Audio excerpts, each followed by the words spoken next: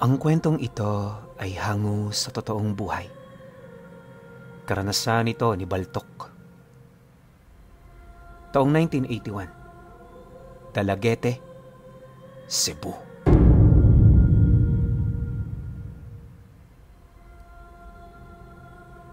Itong mga panahong ito, nakatira malapit sa simbahan ng Dalagete ang pamilya ni Baltok.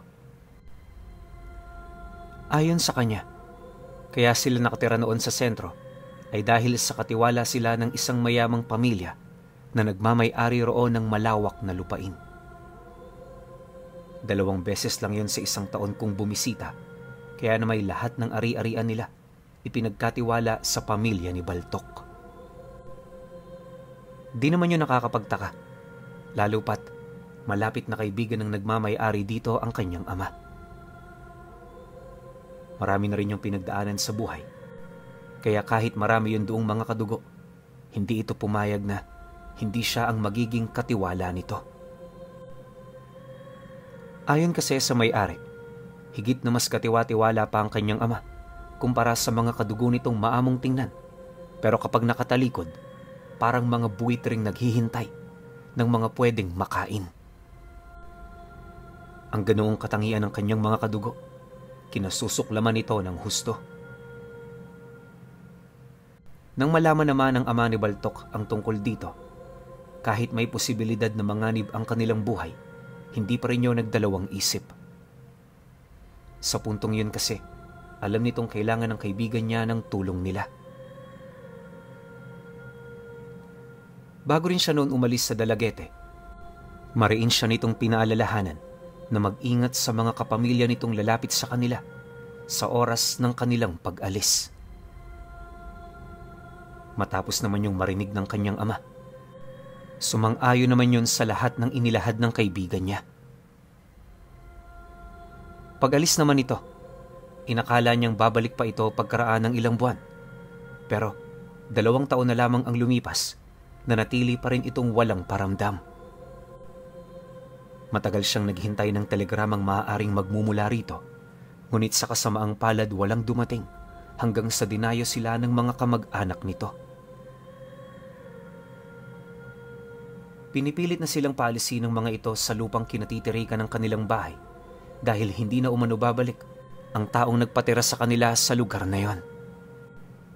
Ang kaso lang, hindi naman yun sinunod ng kanyang ama dahil ayon dito, alis lamang sila kung yon ay magmumula sa utos ng kaibigan niya.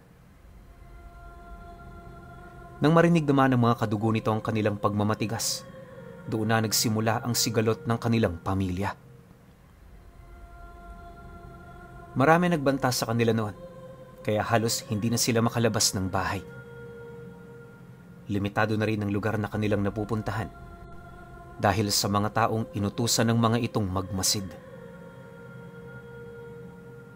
Akala nga ni Baltok, di na sila makakaalis pa sa ganoong sitwasyon, pero pagkaraan lamang ng ilang araw, dumating sa kanilang pamamahay ang panganay na anak ng kaibigan ng kanyang ama. Nang marating nito ang baryo, sila agad ang una nitong pinuntahan, kaya na may nabalot sila ng matinding pagtataka. Maliban kasi sa biglaan nitong pagpunta, nakapagtataka ring hindi nito kasama ang mga magulang nito.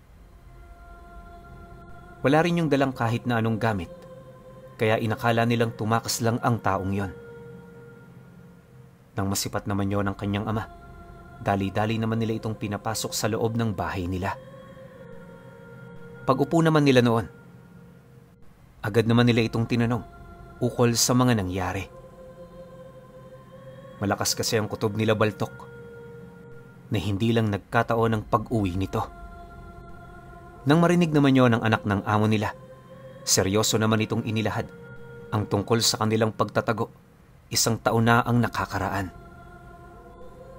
Nalaman kasi nila noong pinapapatay sila ng mga kadugo nila sa probinsya dahil sa hangarin ng mga itong makuha ang lahat ng pagmamay-ari nila.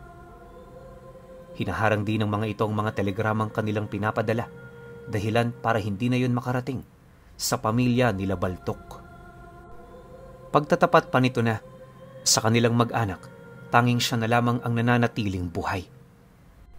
Yung kanyang ama kasi, 3 buwan ng patay matapos yung pagbabarilin sa baryong kanilang pinagtataguan. Nang malaman naman nila ang tungkol dito, agad naman silang humanap ng lugar na ligtas nilang mapupuntahan, pero sa kasagsagan ng kanilang paglalakbay, aksidente silang nagkahiwa-hiwalay. Halos panghinaan na nga ito noon ng loob. Mabuti na lang may mga taong nagmamagandang loob na tumulong. Ang mga perang inilimos nito sa kanya, ang kanyang ginamit upang makabalik siya ng Cebu. Nang marating niya ang sentro ng bayan ng kanilang lugar, inabot pa siya ng ilang buwan sa pagtatago bago siya makarating ng Dalaguete. Napansin niya kasi noong maraming tauhan ng kanilang pamilya na patuloy na naghahanap sa kanila. Dahil dito, pinilit niyang binago ang kanyang pagmumuka kasabay ng kanyang paglilihim sa totoo niyang pagkatao. Alam kasi noon ng anak ng kaibigan ng kanyang ama, tanging yun na lamang ang paraan para makalusot siya sa mga taong naghahanap sa kanila. Awa naman ng Diyos, nakarating siya ng walang nakakaalam sa kanilang lugar. Pagtungtong naman niya sa baryo, dali-dali naman niyang hinanap ang pamamahay nila Baltok. Siniguro din niyang gabi siya roon pupunta upang wala roong makatunog. Matapos naman nilang malaman ang kwento nito, hindi naman nila maipagkakaila na yon ay totoo.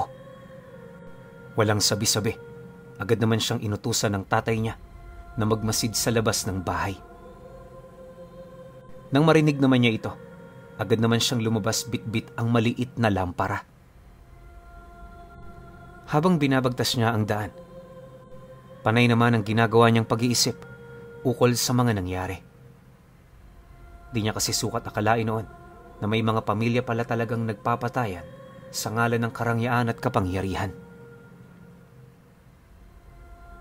Makalipas pa ang ilang minuto niyang paglalakad, nang marating niya ang puno ng duhat, pansamantala muna siya roong nagpahinga habang maiging pinagmamasdan ang bahay nila.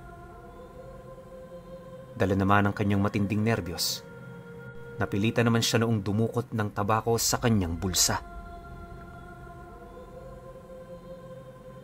Habang nananabako siya sa ilalim ng puno, unti-unti namang naiibsan ang nararamdaman niyang kaba sa katawan.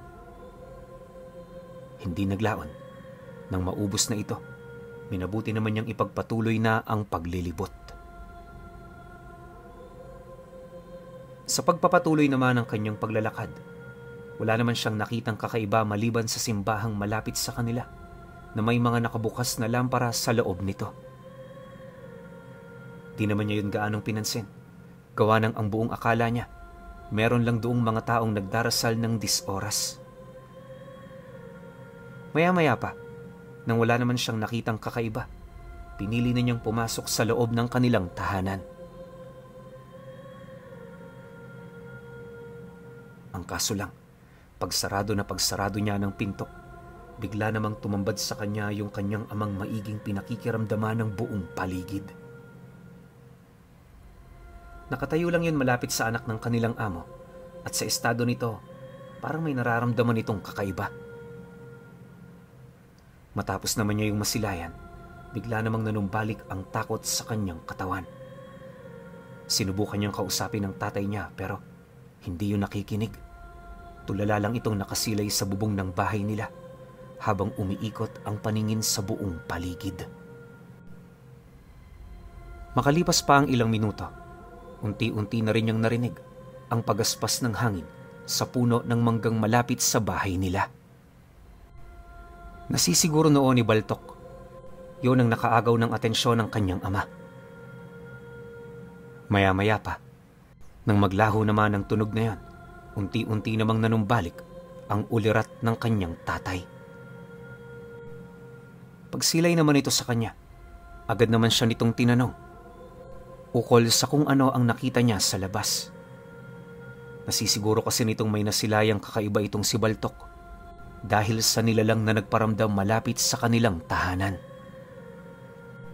Subalit, nang marinig naman niya ang sinabi nito, mariin naman niya roong inilahad na maliban sa ilaw ng simbahang nakita niya, wala na siyang napansing kakaiba. Dagdag pa niya na, Sobrang tahimik ng labas ng bahay nila, kaya siguradong sigurado siya sa kanyang mga sinasabi. Nang marinig naman yon ng kanyang ama, hindi naman ito maiwasang mapatanong sa binatilyong anak ng may-ari. Nagkaroon kasi yon ng kutob ukol sa pagkakaroon ng ugnayan ng kanilang pamilya sa isang lahi ng mga aswang. Ang ganoong kaganapan kasi, napakadalang mangyari sa kanilang lugar.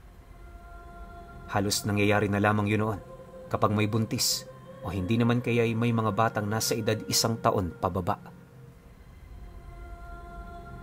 Dagdag pa ng kanyang ama na sapat na ang kabanalang nagmumula sa loob ng simbahan para mangilag ang mga ito sa lugar na yon. Matapos naman yung marinig ng anak ng may-ari ng lupa, hindi naman ito nagdalawang isip na sumagot sa kanyang ama ng mga bagay na may kaugnayan sa mga nilalang na nasa panig ng kaliwa. Ayon dito, pangkaraniwan lang naman ang pamilyang pinagmulan nila. Pero sa oras ng kagipitan, may mga tao silang madaling malapitan.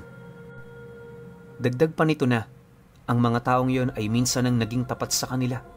Ngunit nang umalis sila sa kanilang lugar, nagsimula na itong umanib sa mga kadugo nila.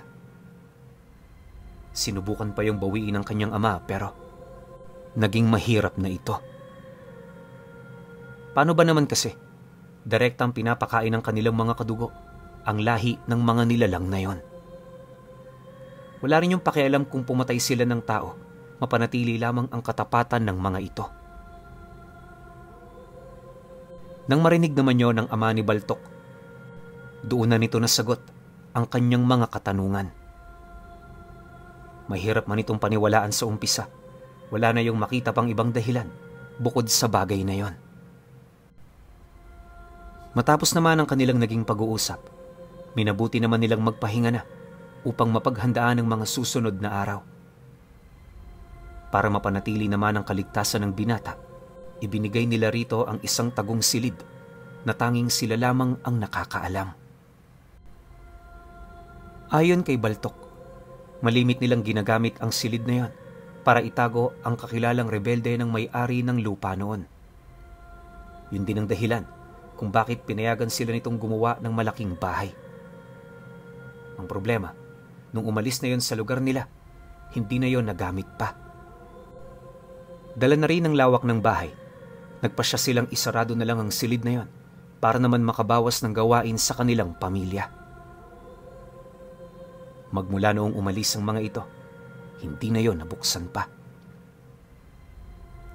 Napakadumi man sa loob, pinili ng binatang pagtiyagaan ito. Pagtungtong naman ng sumunod na araw, inabot ito ng ilang oras sa paglilinis ng bago nitong silid. Tinulungan na rin yon nila Baltok nang sa gayoy mapadali ang mga gawain nito. Matapos nun, agad naman siyang isinama ng tatay niya sa merkado para makinig sa pag-uusap ng mga tao.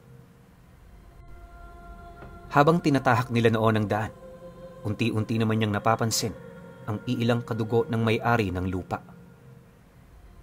Simple lang silang pinagmamasdan ng mga ito at base sa titig ng mga tao roon, ramdam talaga nilang may gagawin itong hindi maganda. Pagkaraan pa ng ilang minuto, bahagya naman silang natigilan sa harapan mismo ng merkado nang masipat nila ang lalaking araw-araw sa kanilang nagpapalayas sa lugar na yon. Pagsilay naman ito sa kanila, hindi naman yun nagdalawang isip na lumapit. Sila Baltok naman, piniling manatili sa kanilang kinaroroonan habang maiging nakikiramdam. Pagharap naman ng lalaking yon, nakangisi naman itong tumitig sa kanila habang nagwiwika ng, Tomas, hindi ka ba naaawa kay Baltok? Alam mo ba, tuwing nakikita ako ng anak mo, parang takot na takot siya. Huwag mo nang hayaang lumala ang kalagayan ninyo.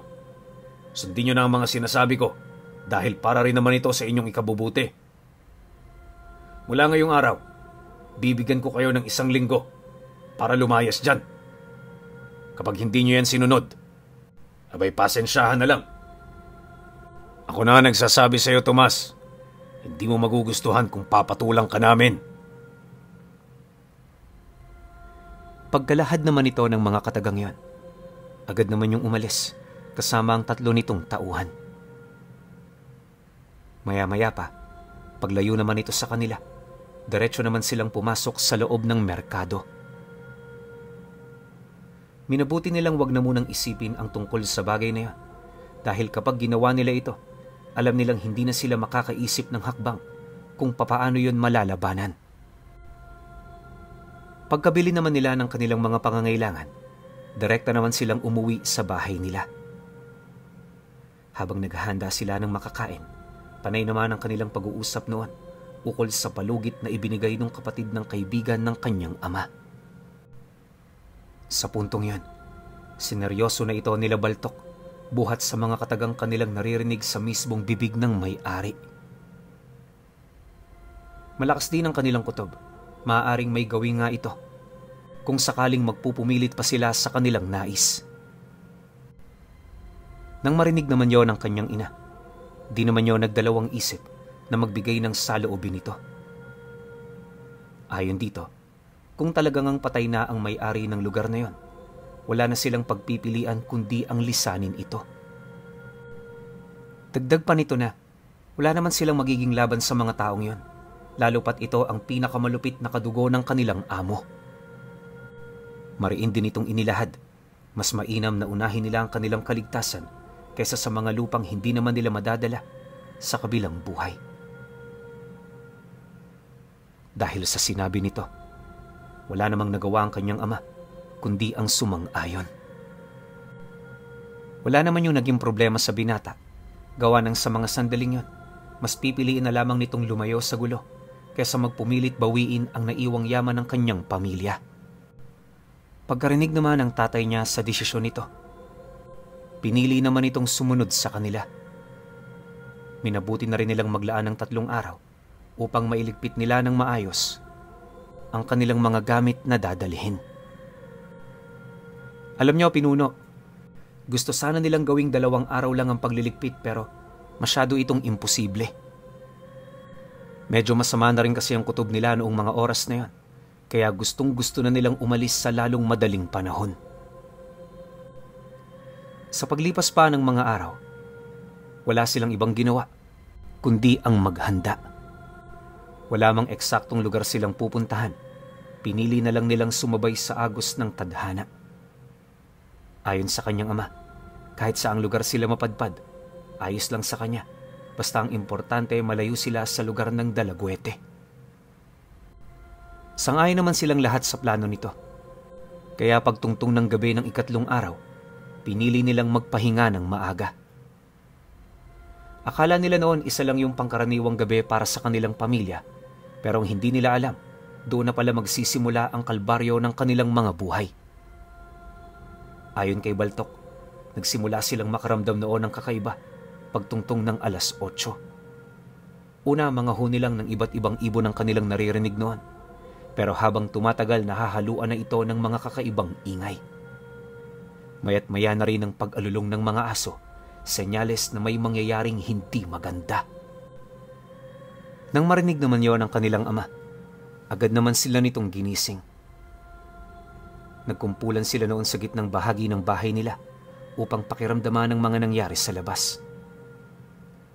Pagkaraan pa ng ilang minuto, habang binabalot ng matinding ingay ang labas ng kanilang tahanan, meron silang narinig na atungal at ingay ng mga tao.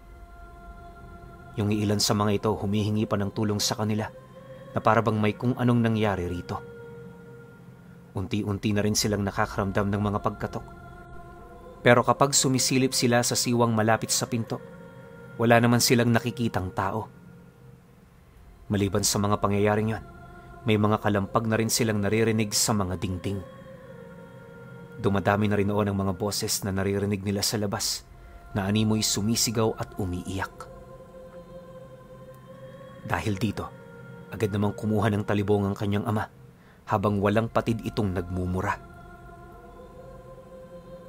Nang masipat naman niyo ni Baltok, ginawa naman niya ang lahat para maging mahinahon. Napansin niya kasing lahat ng mga kasama niya roon ay nababahala na, kaya hindi na sila nakakapag-isip ng tama. Maya-maya pa, Nang maramdaman niyang unti-unti nang nawawala ang takot sa kanyang katawan, doon na siya nagsimulang humanap ng paraan para matakasan ang ganoong sitwasyon. Sa haba pa kasi ng gabi, hindi malabong mapasok ng mga ito ang kanilang tahanan. Yon ang kanyang ikinakatakot, kaya hanggat nasa kontrol pa nila ang mga nangyayari, pilit pa siyang humahanap ng paraan. Sa pagpapatuloy naman ng kanyang pagmamasid sa paligid, bigla namang nabaling ang kanyang paningin sa simbahan dahil napansin niyang maliwanag na naman ang loob nito. Hindi naglaon, nang makasilay naman siya roon ng mga anino ng tao sa loob, agad naman niya yung inilahad sa kanyang ama. Kahit kasi binata pa lamang siya, alam niyang takot ang mga aswang sa mga ganoong uri ng lugar. Pagkarinig naman ito sa kanyang sinabi, hindi naman niya nagdalawang isip na sumunod. Walang sabi-sabi, sama-sama naman silang pumanhik sa entradang pinto ng kanilang bahay para magmasid at makiramdam. Inabot sila ng 1 oras sa pagmamasid hanggang sa kalaunay naramdaman na nila na medyo lumalayo ang mga aswang sa lugar na yon. Dahil dito, agad naman silang humugot ng lakas ng loob upang makatakbo ng mabilis pagbukas ng pinto. Doon rin nila isinakatuparan ng kanilang mga napagkasunduan at sinigurado muna nila Baltok na mauuna ang mga kapatid niyang nasa murang edad pa. Nang makapaghanda na sila, agad namang binuksan ng tatay niya ang entradang pinto. Mabilis siyang tumungo sa bakuran ng kanilang bahay upang magbantay. Pagsilay naman ng mga kapatid ni Baltok sa ginawa nito, hindi na rin yun nag-alangan pang tumakbo patungo sa simbahan. Kahit napakadilim ng paligid, diretso nilang tinahak ang daan hanggang sa makapasok na sila sa loob ng bakuran nito. Pagdating naman nila sa pinto, dali-dali naman sila roong kumatok at sa loob lamang ng ilang segundo, may nagbukas sa kanilang tao. Pagsilay naman nila rito, agad namang tumambad sa kanila ang mukha ng paring naninilbihan sa simbahang yon. Nang mapagtanto naman nitong takot na takot sila, agad naman sila nitong pinapasok kasabay ng pagtungo nito sa labas para sunduin si Baltok at ang kanyang ama. Nataon kasi noong naiwan sila sa labas ng simbahan dahil na rin sa rami ng mga nilalang na pumipigil sa kanila. Ayon kay Baltok, kahit hindi nila ito nakikita, alam nilang nasa paligid lang ito.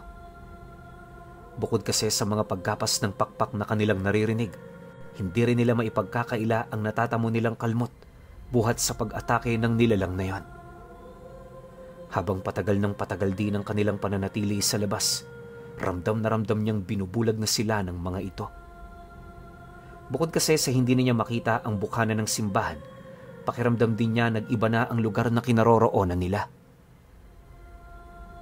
Mabuti na lang, bago pa man sila magapi ng mga nilalang, sakto naman ang pagdating ng pare sa lugar kung saan sila naroroon.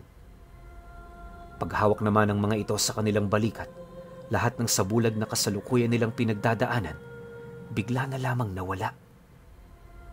Unti-unti na ring naglaho ang ungol ng mga nilalang na animoy nakapaligid lang sa kanila.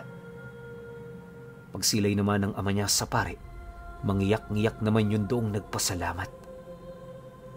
Ang bunga kala kasi nito, ikakamatay na nila ang pangyayaring yon. Nang marinig naman ng pare ang sinabi nito, agad naman sila nitong inabisuhan na maglakad na patungo sa simbahan.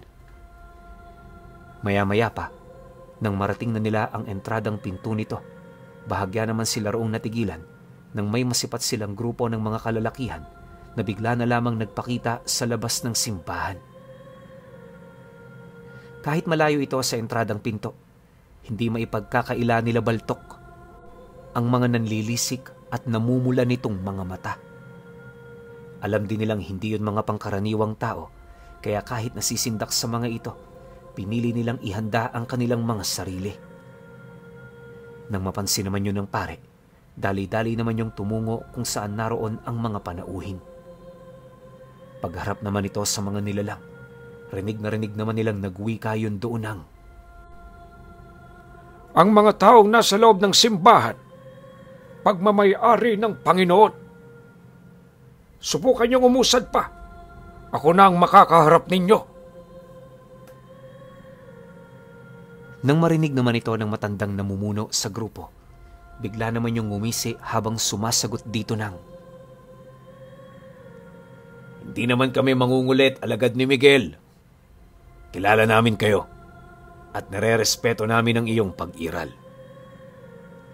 Gayunpaman, hanggang kailan ninyo balak pangalagaan ng mga taong yan?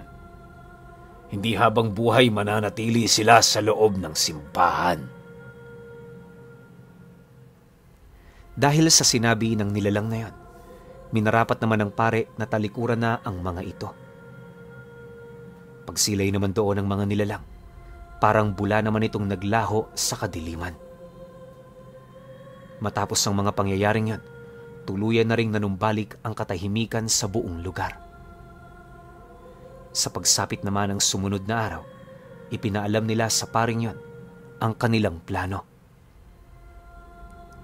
Dahil sa likas na rito ang may mabuting kalooban, nagpasya itong ihabili na muna sa mga sakristan ang kanilang pinakamamahal na simbahan. Nangako kasi yung tutulong sa kanila, kaya sinamahan sila nito sa lugar na lilipatan nila. Dahil sa nataon naman noong wala silang ideya kung saan sila pupunta, ang pari na mismo ang nagpasya ng lugar na kanilang pupuntahan. Hindi man sila roon tumutol, lalo pat utang nila rito ang kanilang mga buhay. Sa loob ng ilang araw na paglalakbay, marami silang kinaharap na pagsubok. Ilang milya ang layo mula sa dati nilang lugar, patuloy pa rin silang sinusundan ng mga aswang. Bagaman marami ang bilang ng mga ito, sadyang wala itong kakayahang pumalag sa paring kanilang kasama. Dahil sa presensya nito, kung kaya't nanatiling maayos at payapa ang paglalakbay nila. Nang medyo malayo na sila sa dati nilang pamamahay, tuluyan na rin silang nilubayan ng mga nilalang. Hindi naglaon narating na rin nila ang bayang pangako sa kanila ng pare. Pagpasok naman nila sa baryong yon, marami sila roong nakasalamuhang tao na merong banal na presensya. Huli na nang malaman nila na ang lugar palang napuntahan nila ay tahanan ng mga paring nagretiro na.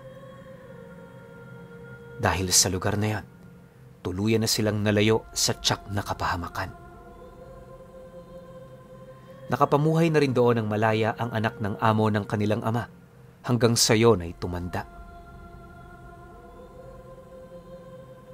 Ngayong pangkasalukuyan, kahit matagal nang ulila si Baltok sa kanyang ama, patuloy pa ring sariwa sa kanyang alaala ang tungkol sa mga naging karanasan nila na siyang naging daan para makilala nila ang bukod tanging paring alagad ni San Miguel.